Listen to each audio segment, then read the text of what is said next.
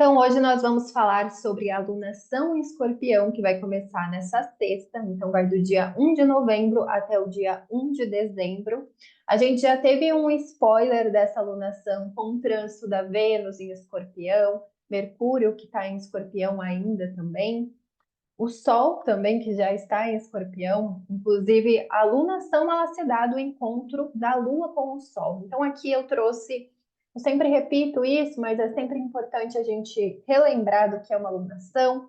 Então, a alunação é esse ciclo da Lua de aproximadamente um mês, né, 29 dias e meio. Começa com a Lua nova e vai até a outra Lua nova. Então, a gente atravessa essa fase nova, a crescente, a cheia e a minguante. Então, essas quatro fases lunares. Esse mapa da lunação, o momento que a Lua encontra o Sol, ele pode ser analisado pelo ramo da astrologia mundana, que é um estudo específico para governos, para previsão coletiva. Aqui a gente vai pensar mais nesse sentido de planejamento, de organização, de definição de metas. Então, o que que a lua rege? O nosso corpo, o nosso humor, o nosso ritmo. Eu trouxe aqui alguns dos temas, lembrando que cada pessoa tem a sua própria lua, então é sempre a nossa lua que recebe o céu, que recebe os acontecimentos. Não só a lua, mas é importante principalmente a lua, porque junto com o sol são os luminares, né? São os planetas, os astros, como a gente chama na astrologia, mais visíveis. Então tem uma maior relevância junto com o nosso ascendente. Bom, então do que se trata? Coloquei aqui em síntese, né? A lua nova, a gente pensa nesse momento de intencionar, a lua crescente desenvolver, a lua cheia, esse momento de plenitude, e a lua minguante fecha, encerra. Aqui eu trouxe um pouquinho de cada uma das fases, então a gente vai começar ali no dia 1, com a lua nova em Escorpião.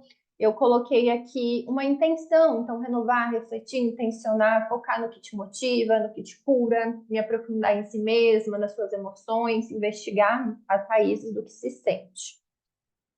Aí a gente vai ter uma lua crescente em Aquário, que eu coloquei aqui, criar, desenvolver, agir, seguir, crescer em direção do que foi intencionado na lua nova, estruturar a mente, Aquário é um signo mental, regido por Saturno, as ideias, buscar grupos coletivos que se envolvem com o que te cura e com o que te motiva. Aí a gente vai ter uma lua cheia em touro no dia 15. Eu coloquei aqui preencher, transbordar, se conscientizar da sua capacidade de fertilidade, estabilidade, prazer, abundância. Então, a lua em touro ela fica exaltada, pode trazer muitas essas questões do corpo, da nutrição, do prazer, tudo que é material, então, incluindo, por exemplo, o dinheiro, as nossas sensações físicas.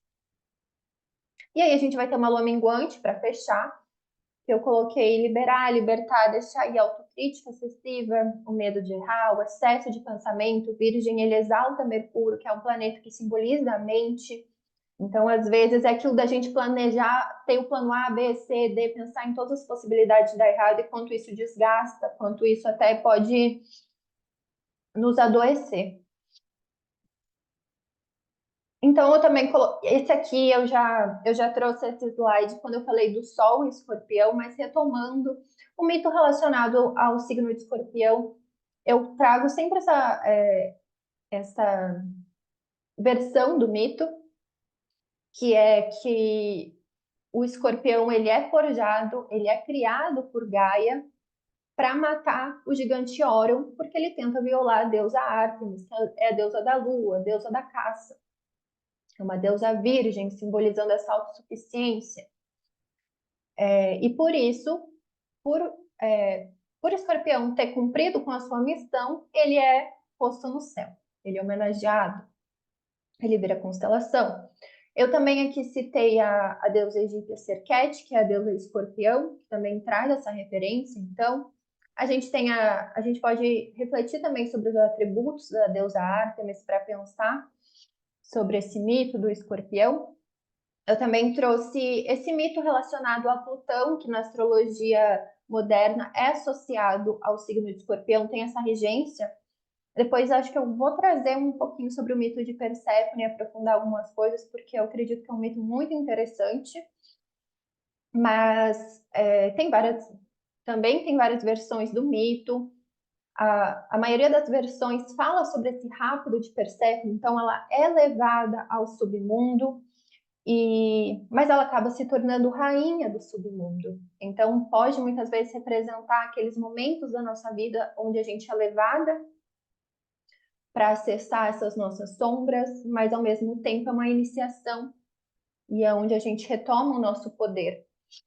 Então, muitas vezes a Perséfone é associada às estações, até o ciclo menstrual, esse momento ali mais profundo. Enfim, tem diversas associações. Inclusive, tem versões em que ela não é levada, né? Ela não é raptada, ela decide ir para cuidar dos mortos. Inclusive, na série Caos da Netflix, que retoma algum dos mitos gregos, ela fala para Hera, né? Ela indaga a Hera por que a Hera conta para os humanos que ela foi raptada, sendo que ela que quis ir, né? Eu achei essa parte muito interessante da série Caos. Se vocês não viram, assistam, porque é bem legal para a gente começar a entender sobre esses mitos e gera essa curiosidade para se aprofundar também. Bom, aqui eu trouxe uma ficha para a gente entender um pouco do que se trata o signo de Escorpião. Então, o Escorpião é um signo de água. Muitas vezes as pessoas acham que é um signo de fogo, mas até se a gente pensar que o bicho Escorpião ele precisa da água, né, da umidade para se desenvolver. Então, ele usar a água, ela representa a nossa intuição, as nossas emoções, os nossos sentimentos, e sendo da modalidade fixa, é aqueles sentimentos mais profundos. Diferente de Câncer, que é um signo cardinal, de Peixes, que é um signo mutável, né? Ambos são signos da água. Então, o Escorpião, a gente pode até pensar no gelo, né? Então, esse símbolo da água fixa. E até outra coisa que me remete é como o escorpião ele pode congelar para sobreviver, no sentido de parar, de pausar, de se estagnar, de não respirar, de não se alimentar. O temperamento é fleumático, as partes do corpo que escorpião rege é a área genital, as partes íntimas e o ânus. E é muito interessante a gente pensar, então, nas partes íntimas, que normalmente é algo que fica oculto. Então, o escorpião normalmente busca esses locais onde, né, ninguém vê. E também eu coloquei aqui um trecho do site SkyScript, faltou um Szinho aqui, sobre essa relação. Então, muitas vezes, as partes do corpo relacionadas ao signo vai simbolizar essa relação mesmo, essas características do signo. Então, a excreção demonstra o interesse de eliminar o que serviu ao seu propósito nos processos corporais de procriação e eliminação. Então, tem essa relação, né? Eu acho sempre interessante a gente pensar nas partes do corpo e como elas realmente correspondem ao signo, às características do signo. A mesma coisa os planetas, né? Eles correspondem com essa característica do signo de Escorpião, por isso que rege. Então, Marte é o deus da guerra, das lutas, das disputas. Quando Marte está em Escorpião, ele vai falar mais dessa luta estratégica, né? Até uma guerra fria, no sentido de controle, né? De domínio dessa energia emocional. E Plutão, que é Hades, que é o deus do submundo, dos infernos. Também pensar que na astrologia tradicional, quando a lua está em Escorpião, a gente fala que a lua está em queda, porque a lua ela vai falar sobre acolhimento, sobre nutrição. Então, estando em um signo de guerra, é complicado para a lua se sentir confortável. Então, é por isso essa definição. E também o exílio da Vênus. E a Vênus sendo essa deusa do amor e da beleza, das artes, a mesma coisa estando nesse signo marcial, que é um signo de luta. Então, muitas vezes pode falar dessa relação que tem essa tensão, né? Até pensando também na regência de Plutão. Então, às vezes, é alguém que está sempre querendo curar, curar, sendo que às vezes era a Vênus que é só se relacionar, né? Eu até já cheguei a ler sobre o relacionamento de Escorpião, que muitas vezes o macho morre nesse momento de acasalamento, enfim.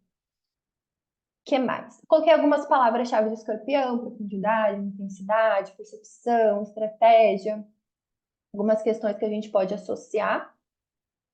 Deixa eu ver aqui, autodefesa, essa questão do oculto, né? Que a gente consegue relacionar muito com as características do bicho mesmo. Também coloquei algumas reflexões que eu sempre gosto de dar uma filosofada, de dar uma pensada, uma refletida, então, sobre as características mesmo do animal. Então, essa questão do renascimento, né, do veneno, dessa morte do ego. Eu também já li que o veneno do escorpião ajuda ele a fazer a digestão. Então, a gente pode pensar quanto muitas vezes uma dose desse veneno, dessa raiva, por exemplo, ela pode nos ajudar a assimilar as nossas emoções, a digerir as nossas emoções, tá? Também tem a questão da percepção que desenvolve porque fica em locais escuros e busca esses locais porque também ele fica menos vulnerável aos predadores. Então, eu coloquei aqui também do local, né, que ele prefere esses locais escuros, úmidos. Até porque, se a gente pensar no tamanho do escorpião, tem essa vulnerabilidade. Mais uma vez, essa associação, então, com o oculto, com o que não é visto. A questão da autodestruição, da autotransformação, da cura. Eu até coloquei no próximo slide, porque ele faz essa mudança da pele, né? A questão do silêncio, né? Então, o escorpião, ele não faz barulho, ele investiga, tem essa busca de domínio, essa busca de preservar a sua energia. Então, essa preservação é simbolizada também pela modalidade fixa. E pensando nessa regência de Marte, né, que tem essa frieza também, essa paciência na ação. Não é uma ação igual de um Marte em Ares. Eu coloquei aqui algumas curiosidades do signo do bicho do escorpião, que também é legal a gente pensar que ele pode ficar um tempo sem respirar, sem se alimentar por questão de sobrevivência. Então a gente pode pensar muitas vezes, quem tem escorpião forte no mapa, às vezes tem esses momentos assim de estagnação, de paralisia, até pensando nos traumas. Tem o livro, agora me fugiu o nome, Despertar do Tigre. Tem outros, acho que mais dois livros desse autor, em que ele fala sobre o trauma, em que muitas vezes uma das formas de reagir, os animais reagem ao trauma, é a paralisação. Muitas vezes essa paralisação é para pegar força. Enfim, então pensar também quanto o escorpião pode estar relacionado com trauma no sentido dessas emoções muito profundas que não foram digeridas. Coloquei aqui da troca de pele. E eu acho sempre, como eu mencionei, é muito interessante a gente analisar o bicho. Então, como que faz para controlar a população de escorpião? É manter a casa limpa, livre de lixo, pensar. E eu achei muito interessante isso também, jogar água quente nos ralos. Então, o quente a gente pode pensar no fogo, a gente pode pensar nessa expressão emocional. E os ralos, né? Muitas vezes aquilo que a gente desperdiça, que a gente deixa aí, pensar nessa purificação emocional que sempre precisa ser feita. Questões assim, né? Dá para dar pensar muito nesses simbolismos. Então, eu também trouxe aqui algumas datas importantes da lunação. Então, Mercúrio, que representa a mente, vai sair do signo de Escorpião e vai para Sagitário. Marte, que está em Câncer, vai para Leão. Vênus, que está em Sagitário, vai para Capricórnio. Saturno fica direto. E no dia 21, Sol já sai de Escorpião e ingressa em Sagitário. Então, depois eu pretendo fazer um vídeo especificando cada um desses trânsitos também. E aqui também são coisas que eu coloquei no vídeo sobre o Sol em Escorpião, então coisas que a gente pode fazer, né, pensar nesse sentido mesmo de autoconhecimento, de utilizar essa alunação como uma ferramenta de acessar mais a nós mesmas. Então, olhar no nosso mapa pessoal, olhar onde está o signo de Escorpião, onde está Marte, onde está Plutão, buscar esse aprofundamento das nossas emoções, das nossas motivações, buscar estratégias, formas de luta, que pode ser desde exercício físico até uma luta propriamente dita, a percepção da respiração, da nossa energia, das nossas táticas de defesa, esse meditar, né, filosofar sobre o que precisa morrer e também pensar sobre isso, a gente vai morrer um dia. Então, quanto é interessante estudar culturas que aceitam a morte, que não lidam com a morte como um tabu. E perceber, né, o que rouba a nossa energia, o que tira a nossa vitalidade, o que tira esse nosso poder sobre nós mesmos, listar tudo isso. e investigar, ter consciência das nossas motivações mais profundas e ocultas.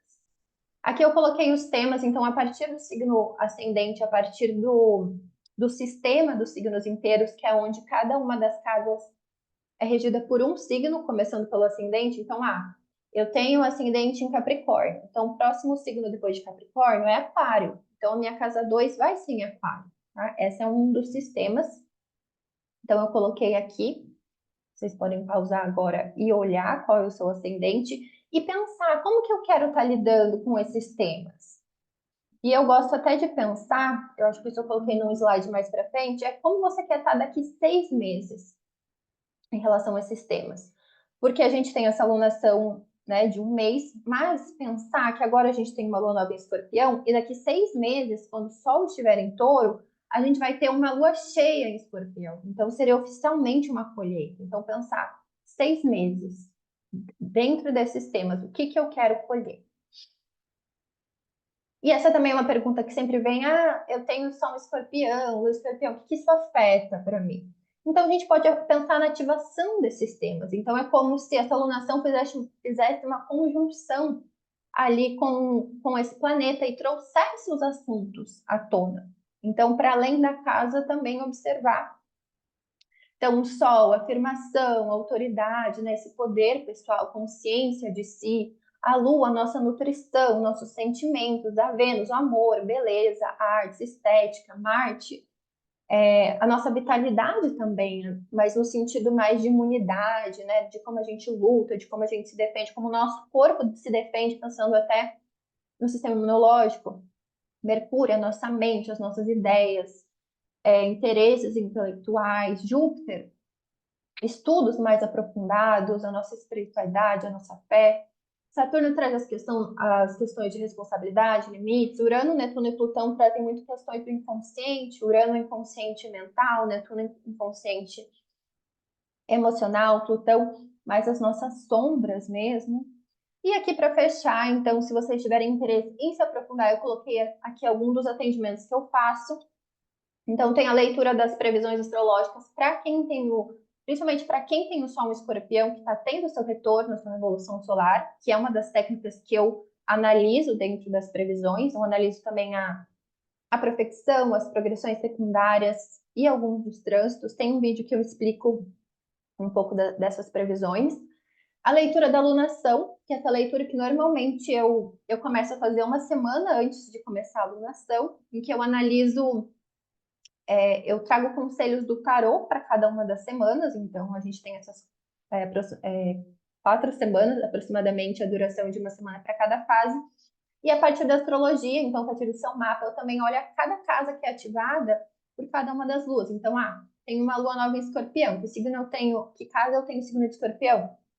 Tem uma lua crescente em Aquário. O que que ativa? O que que eu tenho em Aquário? Tem algum planeta? Que casa eu tenho signo de Aquário? Quais temas que são ativados? Por aí vai. E também para quem quer uma leitura assim mais de um período determinado de tempo, então mensal, trimestral, semestral, anual, a mandala astrológica, ela é uma leitura que eu faço de aconselhamento, em que a gente aconselha as 12 áreas da mandala astrológica. Então, traz os temas que vêm da astrologia, mas é uma leitura de tarô. Então, um conselho para cada uma dessas 12 áreas da vida. Então, é isso, uma boa alunação para a gente.